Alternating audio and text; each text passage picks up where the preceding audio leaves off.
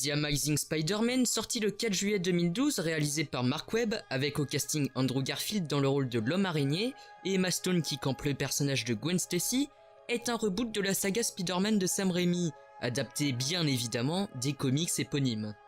Nous revoilà encore aux origines de Spider-Man, mais celles-ci sont d'autant plus travaillées. La disparition des parents n'est plus suggérée, mais elle est montrée en mettant des indices à droite à gauche dans les deux films pour savoir pourquoi ils ont disparu.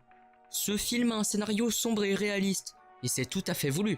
Un garçon qui a perdu ses parents dès l'enfance, puis son oncle est décédé en quelque sorte par sa faute, et il s'en veut largement. D'autant plus qu'il doit supporter les responsabilités d'être un super-héros, c'est pour ces raisons que dans ce film il y a très peu de rigolade. On nous a aussi épargné la danse ridicule de Peter Parker en mode émo, bien heureusement. Mais le deuxième est plus fun et a un côté cartoon, et ce changement entre les deux films est tout simplement une excellente idée. De plus, la musique du film est épique, ce petit bijou signé James Horner vous laissera sans voix, et puis à la première écoute vous ne pourrez plus vous empêcher d'appuyer sur le bouton replay.